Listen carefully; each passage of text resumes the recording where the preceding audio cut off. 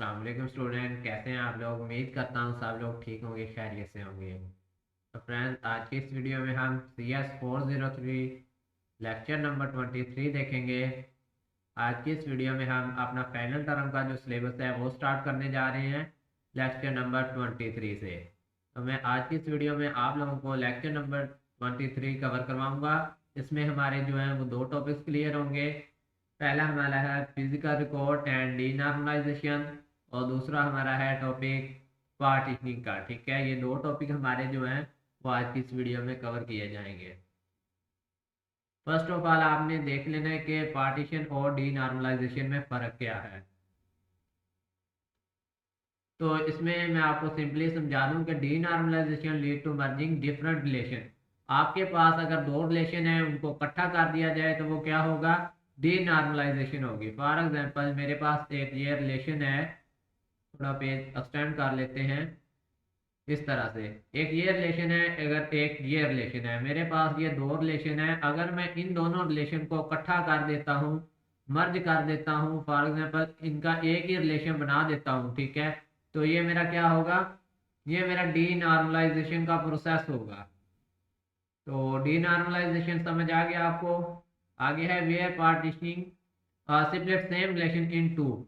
आपके पास अगर एक सेम रिलेशन है उनको दो हिस्सों में डिवाइड कर देना क्या होता है, पार्टीशन। ठीक है, पार्टीशनिंग का आपको वैसे ही पता होगा कि किसी चीज को जब हम डिवाइड करते हैं छोटे छोटे पार्ट्स में तो उसको नाम दिया गया है पार्टीशन का। ठीक है, फॉर एग्जाम्पल मेरे पास एक बड़ा सा टेबल था, इसको मैंने तीन हिस्सों में डिवाइड कर दिया, तो ये मैंने क्या की, इसकी पार्टीशन की। ठीक है, इस तरह से। तो ये आपका जो कंसेप्ट है वो है पार्टीशनिंग का, और पहला हमने जो पढ़ा है वो क्या है, डीनॉर्मलाइजेशन का।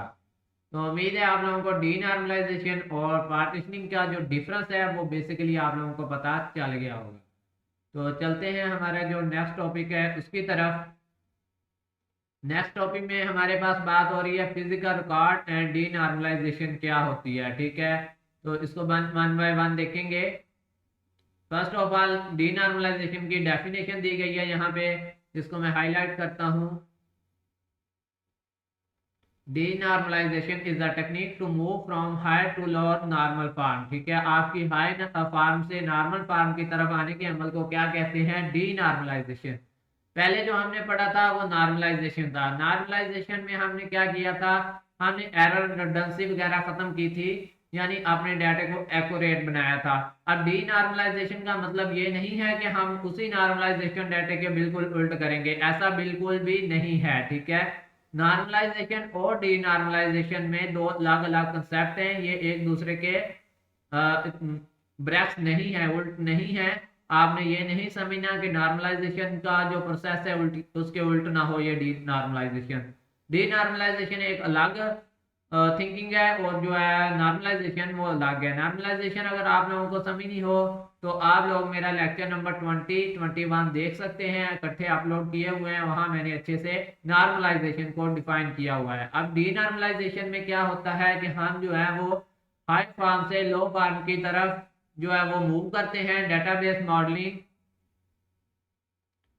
देखिए database modeling in order to speed up database access. हमारा जो डेटाबेस है उसकी स्पीड अप करने के लिए हम जो है वो मॉडलिंग करते हैं डीनॉर्मलाइजेशन में। तो फॉर एग्जांपल स्पीड अप का क्या मतलब है, आप लोग यहाँ पे सोच रहे होंगे कि स्पीड अप करना मतलब, फॉर एग्जांपल आप लोग LMS की आईडी यूज कर रहे हैं, ठीक है, अगर आप लॉग इन करते हैं तो आपको काफी टाइम लगता है तो वो स्पीड डाउन है। अगर आप लोग लॉग इन करते हैं विद इन 5-10 सेकंड वो लॉग इन हो जाती है तो वो क्या है, एक स्पीड अप डेटाबेस असेस है। इसका मतलब ये हुआ कि LMS की डेटाबेस पे जो है वो डीनॉर्मलाइजेशन की गई है ताकि आप लोग बहुत जल्दी से जो है वो अपने वर्क जो है वो कंप्लीट कर पाए। आपने अगर क्विज अटेम्प्ट करना है वो भी फौरन आपका पेज ओपन हो, आपने लॉगिन करना है तब भी आपका लॉगिन वाला जो प्रोसेस है वो जल्दी कंप्लीट हो। तो ये सारा किसके ब्रैक्स होता है, ये डीनॉर्मलाइजेशन को यूज करते हुए हम ये सारी चीजें जो है वो अचीव करते हैं। Denormalization process is applied for deriving a physical data model from a logical form। ठीक है, आपका जो फिजिकल डाटा मॉडल जो है उसको लॉजिकल फॉर्म में भी शो करवाने के लिए हम डीनॉर्मलाइजेशन प्रोसेस को यूज करते हैं। जैसा कि आपके पास फिजिकल में डाटा पड़ा है, ठीक है, फिजिकल लायर पे, उसको आप जो लॉजिकल लायर में लेके आएंगे तो उसमें डीनॉर्मलाइजेशन करेंगे आप डाटे में, ठीक है। डाटे को क्या करेंगे, डीनॉर्मलाइज करेंगे। फिर उसके बाद जो है वो लॉजिकल फॉर्म से कहाँ आएगा डाटा आपका, कंसेप्चुअल फॉर्म में। जैसा कि आपको फर्स्ट लेक्चर में समझाया गया था कि फिजिकल डाटा जो है वो वर्चुअल यूनिवर्सिटी के पास पड़ा होता है, जबकि लॉजिकल फॉर्म में डाटा जो होता है वो आपका जो है वेबसाइट पे होता है, जो आपको नजर नहीं आ रहा था। लेकिन एक और डाटा होता है जो कि कंसेप्चुअल या फिर एक्सटर्नल डाटा होता है, जो कि एलएमएस की सूरत आप लोगों को नजर आ रहा होता है, ठीक है। एलएमएस आप यूज करते हैं तो वो एक एक्सटर्नल व्यू है, कंसेप्चुअल डाटा है जो कि आपके सामने है, ठीक है। अब आगे है इन लॉजिकल डाटाबेस डिजाइन वो group thing logically related from same primary की, ठीक है। तो इसको मैं जरा आप लोगों को समझाता हूँ। इसके मैंने कुछ नोट्स बनाए हैं, वहां से आप लोगों को जो है वो पहले डीनॉर्मलाइजेशन का कंसेप्ट क्लियर करवाया जाएगा। तो देखते हैं व्हाट इज डीनॉर्मलाइजेशन। ये छोटा सा पेज है, इसमें पूरा हमारा जो है आज का लेक्चर मैंने बड़ी मेहनत के साथ इसके नोट्स बनाए हैं और इसको कवर किया है, तो प्लीज आप लोग वीडियो पूरी देखना। देखें what is mean by denormalization. यहाँ से डी जो है वो थोड़ा सा डिफरेंस पे है, तो आप लोगों ने इसको नॉर्मलाइजेशन नहीं समझना, ये डी नॉर्मलाइजेशन ही है, ठीक है। तो पढ़ते हैं डी नॉर्मलाइजेशन की डेफिनेशन। तो इसमें क्या बताया जा रहा है कि in computing denormalization is the process of improving the read performance of a database. आपकी डेटाबेस की जो रीडिंग परफॉर्मेंस है उसको बढ़ाने के लिए at the expenses of losing some write performance and adding redundant copies of data or by grouping it, ठीक है। तो ये सारा कुछ किस में होता है, आपकी नॉर्मलाइजेशन में, डीनॉर्मलाइजेशन प्रोसेस में होता है। आगे एक और डेफिनेशन है, डेफिनेशन आप एज इट याद करेंगे तो ही आपको अच्छे मार्क्स मिलेंगे। आपको भी पता है कि डेफिनेशन जब तक आप कंप्लीटली नहीं लिखते तो आपका जो है वो बात का मकसद जो है वो वाज़ह नहीं होता। अगर हम एक्सप्लेनेशन दे रहे हैं तो तब हम अपनी तरफ से एडिशन कर सकते हैं, लेकिन जो डेफिनेशन होती है उसमें हमने जो है एज इट एट्रीब्यूट्स लिखनी होती हैं। तो यहाँ पर एट्रीब्यूट्स आपने पढ़ ली है, ये इसके कुछ एट्रीब्यूट्स हैं इस डेफिनेशन में। रीड परफॉर्मेंस इंप्रूव करना, फिर इसमें क्या था, adding redundant copies of data, write performance, ये सारा जो था ना इसकी एट्रीब्यूट थी। आगे अगली डेफिनेशन देखें, denormalization is process of transferring normalized relation into unnormalized physical record, ठीक है। आपके जो नॉर्मलाइज किए हुए रिलेशन थे उनको क्या करना है, फिजिकल रिकॉर्ड स्पेसिफिकेशन बनानी है उनकी अननॉर्मलाइज्ड। मतलब ये नहीं कि उसके उलट नहीं करना, बल्कि यहाँ पे क्या करना है, हमने अननॉर्मलाइज्ड, सॉरी ये जरा मैं बॉक्स वहां से सिलेक्ट कर लूं। ये इतना बता रहे हैं कि अननॉर्मलाइज्ड फिजिकल रिकॉर्ड स्पेसिफिकेशन ये हमने यहाँ पे करनी है डी नॉर्मलाइजेशन में। तो इसके तीन प्रोसेस हैं, हैंडआउट्स के हिसाब से चलें तो वहां पर भी नीचे तीन प्रोसेस दिए गए हैं हमारे पास। पहला प्रोसेस क्या है, डी नॉर्मलाइजेशन सिचुएशन, ठीक है, ये 1 है। दूसरा है डी नॉर्मलाइजेशन सिचुएशन 2। तीसरा हमारे पास क्या स्टेप दिया जा रहा है, डी नॉर्मलाइजेशन सिचुएशन नंबर 3, ठीक है। तो देखते हैं डीनॉर्मलाइजेशन सिचुएशन नंबर 1 में क्या चीज पाई गई है। तो इसको जरा देखते हैं। इससे पहले हम जरा ये डिफरेंस ना पढ़ लें। डिफरेंस यहाँ पे बताया गया what is difference between normalization and denormalization, ताकि आप लोगों का कंसेप्ट क्लियर हो जाए कि नॉर्मलाइजेशन और डीनॉर्मलाइजेशन में आखिर क्या फर्क है। ये डिफरेंस हम जो है एक दफा रीड कर लेते हैं, फिर अपने टॉपिक की तरफ चलते हैं। तो यहाँ पे फर्क देखें, normalization is used to remove redundant data from the database and the storing non redundant and consistent data into it, ठीक है।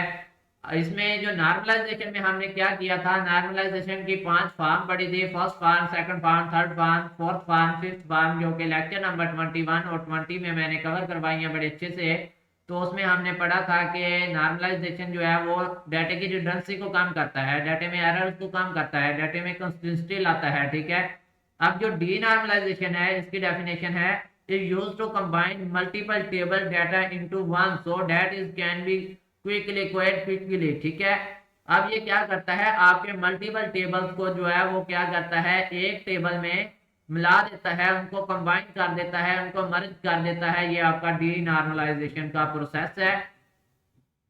इसके कुछ मैंने नीचे और भी डेफिनेशन ऐड की हैं, ज़रा उसको पढ़ लेते हैं, फिर अपने टॉपिक की तरफ हैंडआउट्स के साथ से चलेंगे। ये सारी चीज़ें मैंने आप लोगों के लिए इसलिए ऐड की हैं ताकि आप लोगों का कंसेप्ट जो है वो इस लेक्चर के रिलेटेड अच्छे से क्लियर हो जाए, आप लोगों को किसी भी टॉपिक के रिलेटेड कोई प्रॉब्लम या कोई कंफ्यूजन ना रहे। ठीक है, तो डीनॉर्मलाइजेशन को पढ़ते हैं। Transforming normalized relation into unnormalized physical record, ये हमने पढ़ ली है डेफिनेशन, एज इट बार बार वही हमें मिल रही है डेफिनेशन। इसमें क्या होता है, बेनिफिट्स इसके क्या होते हैं। ठीक है, डीनॉर्मलाइजेशन के बेनिफिट्स में क्या होता है, कैन इम्प्रूव परफॉर्मेंस, हमारी जो इम्प्रूव परफॉर्मेंस है वो एक्सटेंड हो जाती है। ठीक है, और इसमें क्या होता है, speed by reducing number of table lookup. ठीक है, इनकी जो आपकी स्पीड है वो ज्यादा हो जाती है।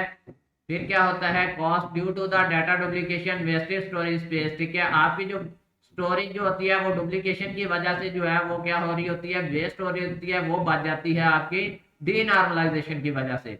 डाटा इंटीग्रिटी, जैसा कि आप लोगों को लेक्चर नंबर 22 के लास्ट में टॉपिक क्लियर करवाया गया है, तो ये बिल्कुल वही चीज है। ठीक है, कॉमन डीनॉर्मलाइजेशन में तीन चीजें पाई जाती हैं, one to one relationship, many to many relationship. ठीक है, विद एट्रीब्यूट्स, और हमारा एक लास्ट में दिया गया है, इसको भी जरा पढ़ लेते हैं।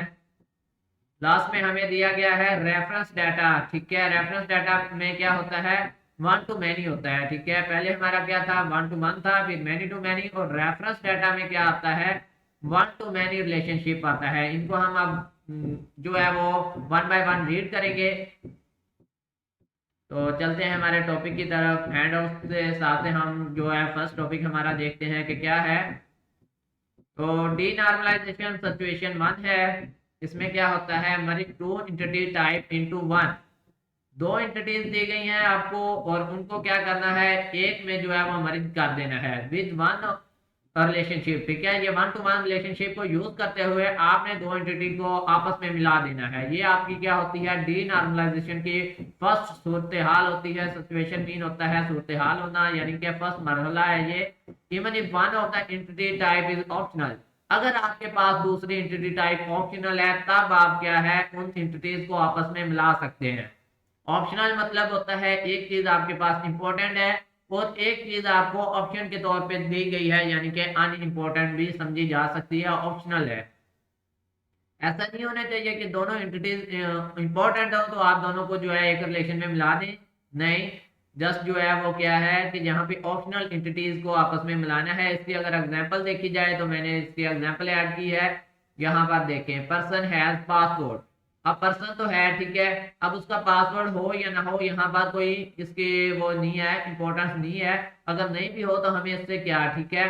तो ये इसका पासवर्ड जो है वो एक्स्ट्रा एंटिटी थी, तो इसको हमने क्या है, पहले वाली एंटिटी से हैज के रिलेशन को देते हुए इनको एक कर दिया, मिला दिया। ठीक है, इसको इसके साथ मिला दिया। ठीक है, ये क्या हमने किया, दो एंटिटीज को एक entity one one by one relation के साथ मिला दिया। अब वन बाय वन देखें क्या है, ये देखें वन बाय वन यहाँ पे शो करवाया गया है कि ये वन बाय वन क्या शो करवाता है कि ये वन टू वन रिलेशन है। ठीक है, इसलिए अगर एग्जांपल देखें तो इसको मैं ज़रा और जूम करूँ, मैंने कहा था कि आपको इस छोटे से पेज में बहुत ज़्यादा चीज़ें जो है वो छुपी हुई हैं। तो ये एक और इसकी एग्जांपल है, possible denormalization situation one to one relationship. ठीक है, देखें स्टूडेंट है, फिर एप्लीकेशन है, इनके दरमियान जो रिलेशनशिप है वो क्या है, वन टू वन है, वन टू वन रिलेशनशिप है। स्टूडेंट जो है वो क्या है, वो जरूरी है। ठीक है, और इसमें जो है स्टूडेंट की आईडी भी जरूरी है, कैंपस का एड्रेस भी जरूरी है, जबकि एप्लीकेशन क्या है, ये ऑप्शनल है। ठीक है, एप्लीकेशन वो जरूरत होगी तब देगा ना, अगर जरूरत नहीं होगी तो स्टूडेंट को एप्लीकेशन देने की जरूरत क्या है। ठीक है, तो ये क्या है, एक ऑप्शनल थिंग थी हमारे पास एप्लीकेशन। अब इसमें देखें नॉर्मलाइजेशन रिलेशन में क्या होता है और डी नॉर्मलाइजेशन में क्या होता है। बहुत अच्छी एग्जांपल है, यहाँ पर आपका नॉर्मलाइजेशन का कंसेप्ट और डी नॉर्मलाइजेशन का कंसेप्ट दोनों ही क्लियर किए गए हैं। तो नॉर्मलाइजेशन में क्या था, स्टूडेंट आईडी इंपॉर्टेंट थी, वो ले ली, कैंपस ड्रेस इंपॉर्टेंट नहीं था, उसको जो है वो क्या कर दिया, एट्रीब्यूट्स बना दी, यानी प्राइमरी की स्टूडेंट आईडी को दे दिया और फिर जो है वो campus dress as a candidate की इसको ले लिया गया, या आप कह लें कि अदर की। ठीक है, अब एप्लीकेशन में क्या किया उन्होंने, स्टूडेंट आईडी ऐड कर दी इसकी प्राइमरी की वहां पे जरूरत थी तो यहाँ पे ऐड कर दी। हमारा टॉपिक ये नहीं था, हमारा टॉपिक है डीनॉर्मलाइजेशन रिलेशन। इसमें देखें क्या हो रहा है, इसमें दोनों को मिला दिया। मैंने पहले ही आपको बताया कि नॉर्मलाइजेशन और डीनॉर्मलाइजेशन में क्या होगा, आपके पास दो टेबल्स, दो रिलेशन दिए गए होंगे, इस तरह उनको आपस में मिला दिया जाएगा तो वो डीनॉर्मलाइजेशन हो जाएगी। फॉर एग्जाम्पल देखें, स्टूडेंट और एप्लीकेशन के दो टेबल थे, एक ही नाम दे दिया गया student, student ID, campus address, application date और ये आगे जो है वो उसका क्वालिफिकेशन लिख दी। ठीक है, एक ही टेबल बना दिया। यही काम है हमारा डीनॉर्मलाइजेशन का। तो यहाँ पे भी आप लोगों को डीनॉर्मलाइजेशन की अच्छे से समझ आ गई होगी कि डीनॉर्मलाइजेशन असल में क्या करता है, आपके दो टेबल्स को एक टेबल में कन्वर्ट कर देता है ताकि आपका डाटा जो है वो एक्यूरेट लगे और कम से कम वक्त में जो है वो आपको दस्तयाब हो। ठीक है, इससे अगला हमारा जो टॉपिक है वो है डीनॉर्मलाइजेशन सिचुएशन टू का। तो इसको जरा मैं रीड करता हूँ, डीनॉर्मलाइजेशन सिचुएशन टू को। इसमें क्या है, many to many binary relationship map to three relation. ठीक है, ये मैंने आपको पहले ही बताया था कि डीनॉर्मलाइजेशन सिचुएशन टू में many to many binary relationship map to three relation आएगा। ठीक है, तो इसमें क्या होता है, इस सिचुएशन में क्या हो रहा है देखें, इसके एग्जांपल आप लोगों को मैं दूं तो यहाँ से स्टार्ट हो रही है। No suppose there are two relation, आपके पास दो रिलेशन है, कौन से, स्टूडेंट का है, कोर्सेज का है। And there exist and many to many relationship. कैसे है ये मैनी टू मैनी, देखें स्टूडेंट ज्यादा है, स्टूडेंट बहुत ज्यादा हो सकते हैं, कोर्सेज ज्यादा हैं, जी हाँ कोर्सेज भी बहुत ज्यादा हो सकते हैं। तो इनके दरमियान क्या रिलेशनशिप होगा, मैनी स्टूडेंट मैनी कोर्सेज, तो रिलेशनशिप हुआ मैनी टू मैनी। ठीक है, ये चीज तो आपको क्लियर होगी ना कि ये रिलेशनशिप क्या होता है स्टूडेंट और कोर्सेज के दरमियान। अगला हमारा है so there are three relation. अब यहाँ पे आप लोग परेशान नहीं होना कि इंट्रोड्यूस तो दो हैं, रिलेशनशिप तीन कैसे बने। देखें, एक स्टूडेंट है, दूसरा क्या है, कोर्स है, और थर्ड हमारे पास क्या है, इनरोल्ड, यानी कि स्टूडेंट ने इनरोल्ड किया है कोर्स में, फिर वो तीसरा रिलेशन हमारे पास मिला है। ठीक है, इनरोलमेंट नहीं होगी तो स्टूडेंट के साथ कोर्स का कोई ताल्लुक ही नहीं होगा। स्टूडेंट कोर्स को इनरोल करेगा, उसमें एडमिशन लेगा, कोर्स को सिलेक्ट करेगा, तभी तो वो जो है वो कोर्स के साथ जो है रिलेशन बना पाएगा। तो इनरोल्ड जो है वो स्टूडेंट और कोर्स को जो है वो क्या करता है, रिलेशन देता है इनरोल्ड का। ठीक है, आगे no if we want to see that student has enrolled how many courses. यहाँ पर हम देखते हैं कि स्टूडेंट ने कितने कोर्सेज में जो है वो इनरोल करना है। So they get it will be have to join three relation, first the student and enrolled and then join the with course. First वो क्या है, स्टूडेंट है, सेकंड वो क्या कर रहा है, इनरोल्ड के साथ रिलेशन बना रहा है। डायरेक्टली वो क्या है, रिलेशन नहीं बनाएगा कोर्स के साथ। क्यों, स्टूडेंट अगर इनरोल नहीं करेगा तो वो कोर्स सिलेक्ट नहीं कर पाएगा। वो स्टूडेंट के लिए जरूरी है कि वो इनरोल के साथ रिलेशन बनाए, यानी एडमिशन ले और इनरोल्ड हो, फिर वो जाके वो क्या करेगा, कोर्स को सिलेक्ट करेगा। ये था हमारा डीनॉर्मलाइजेशन का concept, many to many binary relationship map three relation. अगर इसके एग्जांपल नीचे देखी जाए तो consider the following many to many relationship बताए गए हैं यहाँ पे। तो यहाँ इम्प्लाई है, फिर इम्प्लाई की आईडी है, इसको यहाँ पे नीचे लाइन दी गई होगी वो आपकी प्राइमरी की होती है। ठीक है, इम्प्लाई नेम है, फिर प्रोजेक्ट आईडी है, फिर सैलरी है, फिर आगे प्रोजेक्ट आईडी दे दी गई है, प्रोजेक्ट नेम दे दिया गया है, फिर आगे जाके वर्कर है, इम्प्लाई आईडी आ गई, प्रोजेक्टर आईडी आ गई, और सॉरी प्रोजेक्ट आईडी आ गई, और फिर ये सारा कुछ इधर आ गया। This is many to many relationship between employee and project. ठीक है, इम्प्लाई भी काफी सारे हो सकते हैं, प्रोजेक्ट भी काफी सारे हो सकते हैं। ये एग्जांपल बिल्कुल ऊपर वाली एग्जांपल की तरह है। ठीक है, इसको अगर मैं आप लोगों अपनी एग्जांपल इधर मैंने ऐड की हुई है उस हिसाब से अगर समझाऊं तो देखते हैं इसमें क्या कंसेप्ट है। लेक्चर थोड़ा यार लंबा होता है लेकिन मैं आप लोगों को अच्छे से एक्सप्लेन करता हूँ, इसलिए आप लोगों ने जो है वो मिस कर नहीं होना, लेक्चर को अच्छे से सुने। इंशाल्लाह आपको फिर और लेक्चर देखने की जरूरत नहीं पड़ेगी, इसी लेक्चर में आप लोगों के तमाम जो डाउट्स हैं वो क्लियर कर दिए जाएंगे। डीनॉर्मलाइजेशन दूसरी सूरत हाल में क्या होता है, ये इसकी थोड़ी सी एग्जांपल है। देखें, कोर्स है, स्टूडेंट है, तो फिर एग्जाम इसमें क्या है, ये एक थर्ड जो है वो रिलेशन है। ठीक है, हमने जैसा कि पढ़ा था स्टूडेंट होगा, जी हाँ ये स्टूडेंट है, उनके दरमियान एक रिलेशन होगा, कौन सा, इनरोल्ड का। ये देखें इनरोल्ड है, फिर जो है वो कोर्स सेलेक्ट करता है, तो ये सारा कुछ करने के बाद उनका एक और चौथा रिलेशन भी बन रहा है, फोर्थ रिलेशन वो क्या है, एग्जाम देगा। तो ये सारी एक एग्जाम्पल थी हमारे पास ना इसकी, ठीक है। तो इसके साथ शायद आगे भी एग्जाम्पल दी गई होगी, देखें ये है हमारे पास a possible denormalization situation many to many. पहले हमने क्या पढ़ा था, वन टू वन पढ़ा था, इसी तरह की पिक्चर थी, लेकिन अब मैनी टू मैनी है। तो इसमें देखते हैं क्या चीज है। पहले क्या है, ये है वेंडोर है, फिर है प्रिंस कोइट है, फिर एटम है, ठीक है, प्राइस कोइट, ठीक है, सॉरी प्राइस लिखा हुआ है, थोड़ा सा ये ब्लर नजर आ रहा है। देखिए विंडोर में क्या है, विंडोर आईडी है, एड्रेस है, कॉन्टैक्ट नेम है, ये सारा कुछ है। प्राइस में क्या है हमारे पास, प्राइस होगी। एटम में क्या होगा, एटम आईडी होगी, और एटम की जो है डिस्क्रिप्शन लिखी होगी कि ये फला एटम है, फला फला चीज है इसमें। अगर इसको नॉर्मलाइजेशन में देखा जाए तो ये इस तरह से थोड़ा सा है, ठीक है। नॉर्मलाइजेशन में इस तरह से दो टेबल्स बनेंगे। अब अगर यहाँ पे डी नॉर्मलाइजेशन की जाए, ये सेकंड फॉर्म हम पढ़ रहे हैं, तो इसमें जरूरी नहीं कि हम दो टेबल्स को मिलाएंगे, बल्कि इसमें तीन रिलेशन बन रहे होंगे, तो उनको दो में कर देंगे। रिडंडेंसी करनी है ना इसमें, थोड़ा सा हमने कम कर देना है ताकि हमारा जो है वो वक्त बच जाए। देखें ऊपर वाले में हमारे पास कितने टेबल्स बन रहे थे, तीन। नॉर्मलाइजेशन फॉर्म में हमारे पास टोटल तीन टेबल बन रहे थे, लेकिन डी नॉर्मलाइजेशन ने क्या किया, डाटा को डी नॉर्मलाइज करके उसको कन्वर्ट कर दिया टू टेबल में, ठीक है। इस तरह से विंडोर का और एटम का, ठीक है, ये रिलेशन बना दिया। तो सिंपली प्राइस उसने लास्ट में विंडोर और सॉरी एटम के साथ ही जो है वो ऐड कर दी, इसलिए इसको कहते हैं कि डी नॉर्मलाइजेशन प्रोसेस जो है वो आपके टाइम को भी बचाता है और आपके डाटे को जो है वो थोड़ा सा स्टोरेज स्पेस को भी कम कर देता है, ठीक है।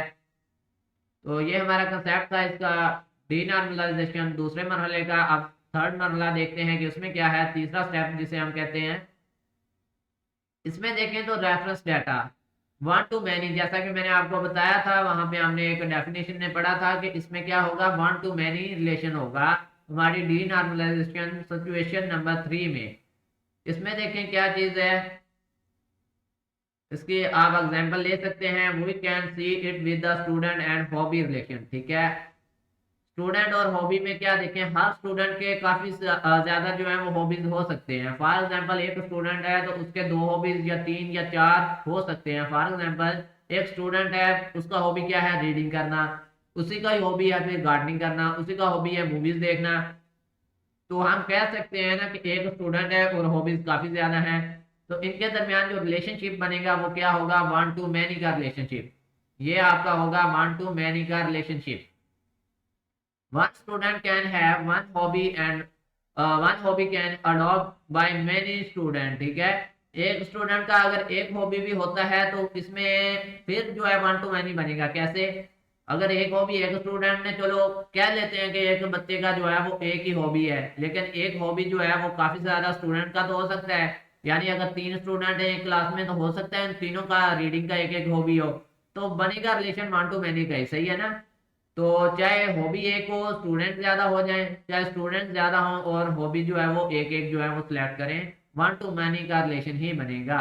No in this case the hobby can be merge with the student relation. अब यहाँ पे जो है वो क्या किया जाएगा, हॉबी रिलेशन को किससे मर्ज कर दिया जाएगा, स्टूडेंट के रिलेशन के साथ, ठीक है, ताकि जो है वो आपका डाटा जो है वो परफॉर्मेंस उसकी बेटर हो सके, इसलिए, ठीक है।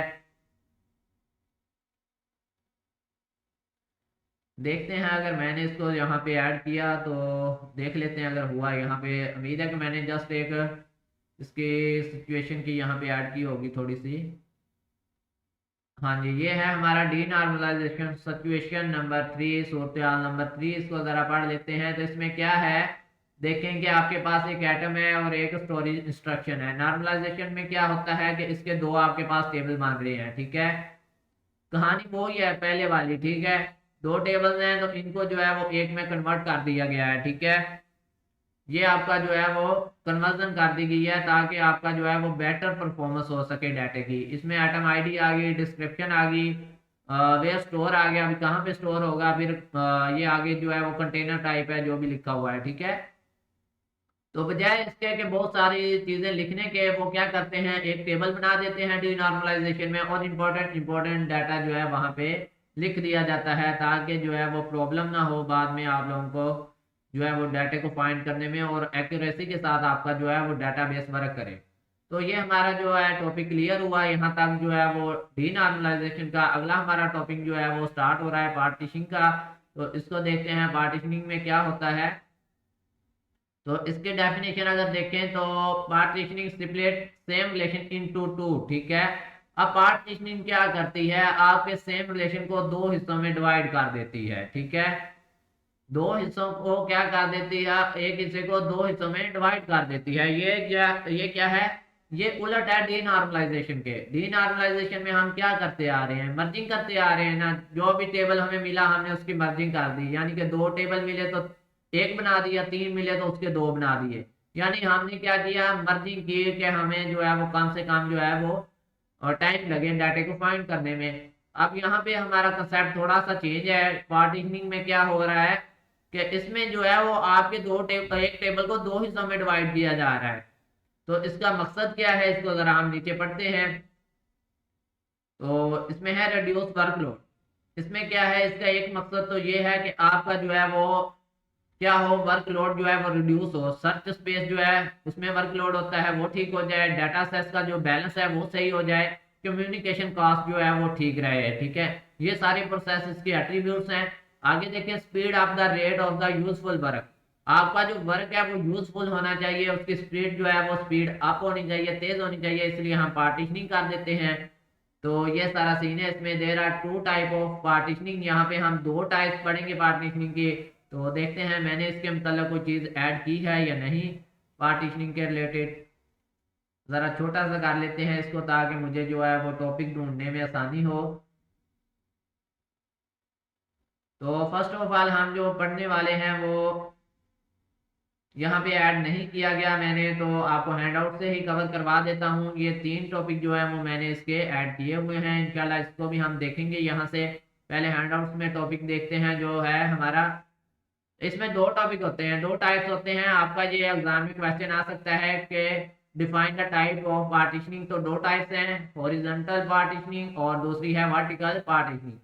आज के इस लेक्चर में हम हॉरिजॉन्टल पार्टीशनिंग को पढ़ेंगे, जबकि वर्टिकल पार्टीशनिंग को हम आने वाले लेक्चर में जो है वो कवर करेंगे।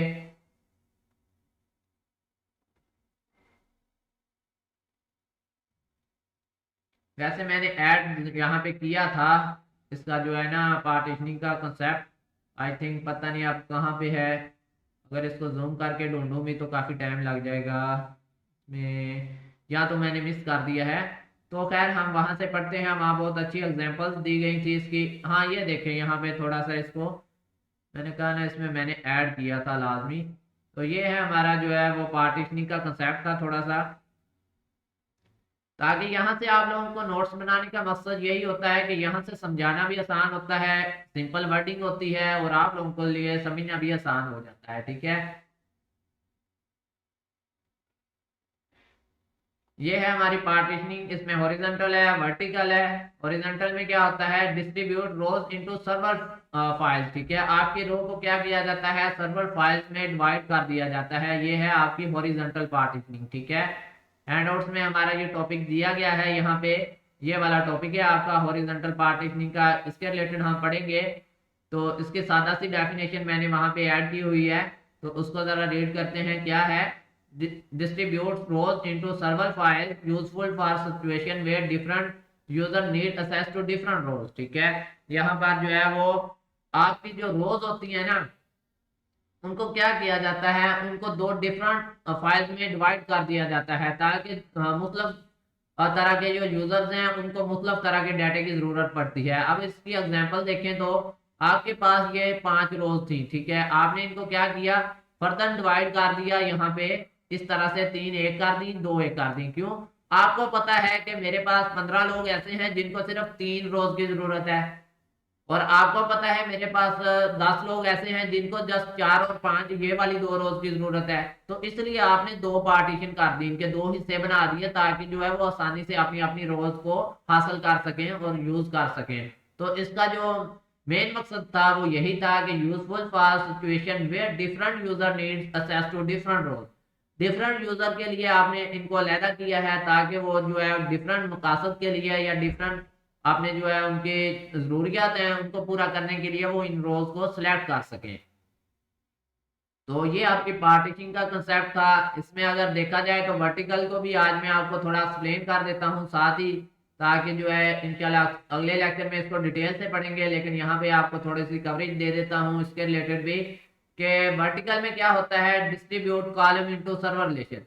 पहले क्या था, रो को डिवाइड किया जाता था फर्दर, अब जो है वो कॉलम्स को फर्दर डिवाइड किया जा रहा है। बाकी मकसद वही है कि यूजर को जो है वो कॉलम की जरूरत पड़ती है, डिफरेंट यूजर हैं, डिफरेंट कॉलम की जरूरत पड़ेगी, तो उनके हिसाब से जो है उनके कॉलम्स को डिवाइड किया जाता है। अगर इसकी एग्जांपल देखें तो यहाँ पे आपको एग्जांपल दी गई है वर्टिकल पार्टीशन की।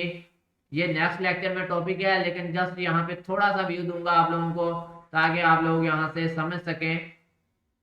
तो देखें यहाँ पे कॉलम क्या होता है, रोज होती है ना इस तरह से, ये रोज थी, लेकिन अब कॉलम की बात हो रही है तो कॉलम इस तरह से होंगे, ठीक है, इस तरह से।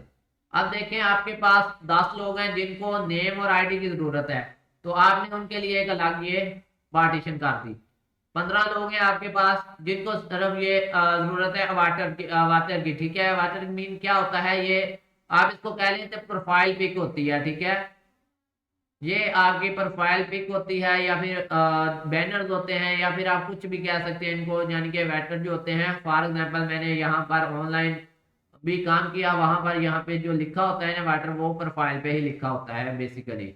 तो हमने ये एक और रिलेशन बना दिया, आईडी लिख दी और साथ में ये प्रोफाइल वाला रिलेशन भी लिख दिया, ताकि जो है पार्टीशन कर दी ना। मैंने पहले ही बताया था कि पार्टीशन में एक आपके टेबल को 2 टेबल में डिवाइड किया जाएगा, लेकिन यहाँ थोड़ा सा डिफरेंट है कि हॉरिजॉन्टल में क्या हो रहा है कि रोज को जो है वो डिवाइड किया जाता है, रोज के हिसाब से आपके टेबल को डिवाइड किया जाता है। और जो है वर्टिकल पार्टीशनिंग में क्या हो रहा है कि आपके टेबल को कॉलम्स के हिसाब से जो है वो डिवाइड किया गया है। तो यहाँ तक हमारा जो है वो टॉपिक क्लियर हुआ। नेक्स्ट हमारा टॉपिक देखते हैं कि इसमें 3 चीजें पाई गई हैं। यही हमारे टॉपिक का लास्ट हिस्सा है। पहला क्या है, रेंज पार्टीशनिंग, हैश पार्टीशनिंग और लिस्ट पार्टीशनिंग, ठीक है। ये 3 हमारी होंगी। तो इनके रिलेटेड हम यहाँ से डेफिनेशन पढ़ेंगे और इनको ज़रा देख लेंगे वहाँ पे, शायद मैंने यहाँ पर भी डेफिनेशन ऐड की गई हूँ। पहला है रेंज पार्टीशनिंग। इसमें क्या हो रहा है देखें, यहाँ पे ऐड है, इसको ज़रा और जूम कर लेता हूँ, ऑलमोस्ट 50 कर लेते हैं ताकि आप लोगों को सही से नज़र आ जाए। तो ये हमारा है रेंज पार्टीशनिंग का टॉपिक, जिसको मैं ज़रा येलो कलर में हाईलाइट कर रहा हूँ ताकि, सॉरी येलो कलर तो आप लोगों को नज़र नहीं आएगा, ब्लैक कलर सेलेक्ट करते हैं ताकि आप लोगों को टॉपिक का पता चले। ये टॉपिक है हमारा। इसमें क्या है, range partitioning is the type of relation database partitioning. ये आपकी जो है वो डेटाबेस में जो पार्टीशनिंग की जाती है उसका ये हिस्सा है, जिसको हम पढ़ रहे हैं। ये वर्टिकल जो हमारा, सॉरी हॉरिजॉन्टल वाला है, हॉरिजॉन्टल वाला हम पढ़ रहे हैं, वर्टिकल तो अगले लेक्चर में पढ़ना है। तो ये किसका हिस्सा है, आपकी जो है वो हॉरिजॉन्टल पार्टीशनिंग का हिस्सा है, ठीक है। बेसिकली तो आपको ये पता होना चाहिए। आगे है partition is based on a pre defined range. यहाँ पर पहले से डिफाइंड शुदा रेंज के लिहाज से इसकी पार्टीशन की जाती है, ठीक है। आपको एक रेंज जो है वो पहले से डिफाइन कर दी गई है कि इस चीज की इतनी रेंज है, उस हिसाब से आपको जो है वो यहाँ पे पार्टीशन की जाएगी। For a specific data field such as uniquely number ID, यहाँ पे यूनिकली नंबर आईडीज को यूज किया गया है कि आपको बता दिया गया कि इतने नंबर आईडी हैं, इनकी आप पार्टीशन कर सकते हैं, इतने की नहीं कर सकते। तो ये आपकी क्या होगी, रेंज पार्टीशनिंग होगी। यहाँ पर आपको रेंज बता दी जाएगी कि इतनी रेंज है, इससे ज्यादा आप पार्टीशनिंग नहीं कर सकते। फॉर एग्जाम्पल मुझे कह दिया जाता है कि आप जो है एक चीज को 4 हिस्सों में डिवाइड कर सकते हैं, तो ये क्या है, ये एक रेंज बता दी गई है कि 5वां हिस्सा किया तो बस ये काम खराब है। 4 हिस्सों में डिवाइड कर सकते हैं, 5वें में बिल्कुल नहीं कर सकते। ये एक रेंज है, ठीक है। तो बेसिकली रेंज एक रूल है, रूल बता दिया गया है कि मुझे जो है पार्टीशन जो है वो एक रेंज तक करनी है, इसकी ये लिमिट है, ये इसकी जो है वो लिमिटेशन में आता है, ठीक है।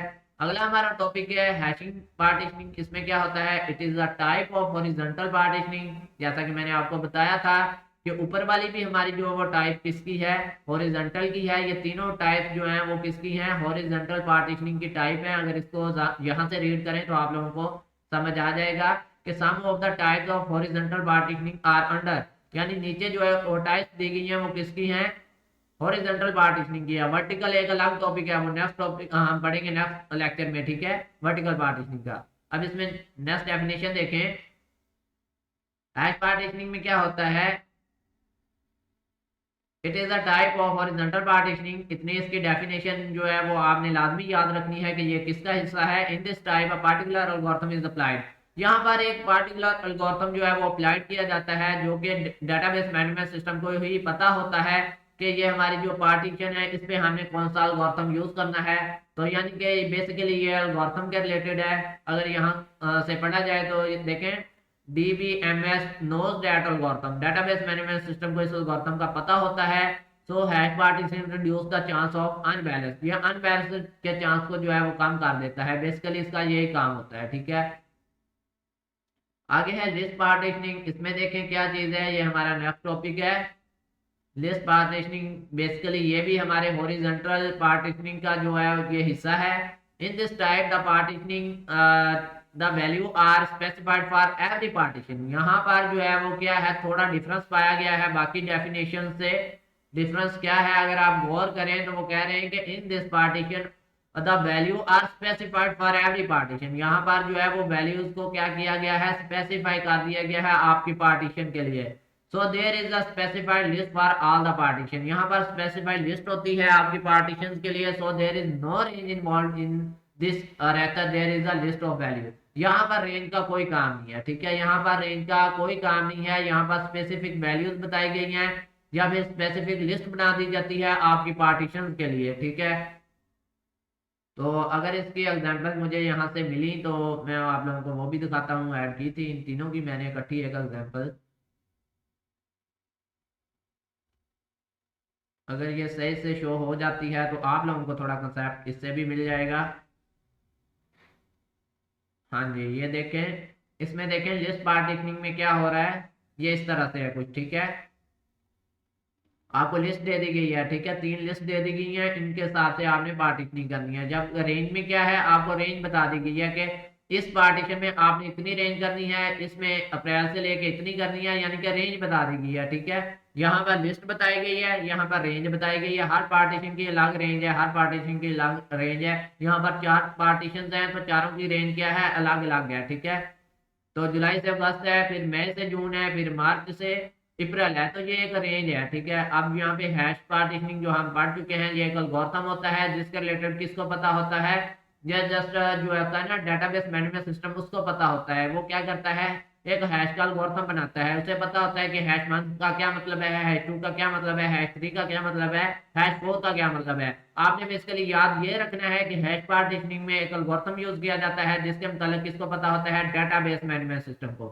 तो फ्रेंड, आज का हमारा लेक्चर जो है वो कवर हुआ। उम्मीद करता हूँ आज आपको ये वीडियो बहुत पसंद आई होगी। अगर आप लोगों को वीडियो अच्छी लगी है तो हमारे चैनल को सब्सक्राइब करें और बेल के आइकन पर दबा लें ताकि जब भी न्यू वीडियो अपलोड हो आप लोगों को नोटिफिकेशन मिल जाए। तो वीडियो को लाजमी लाइक भी किया करें और वीडियो के नीचे कमेंट भी किया करें। मिलते हैं न्यू वीडियो में, तब तक के लिए अल्लाह हाफिज़, फ़ी अमानिल्लाह, अपना ख्याल रखिएगा।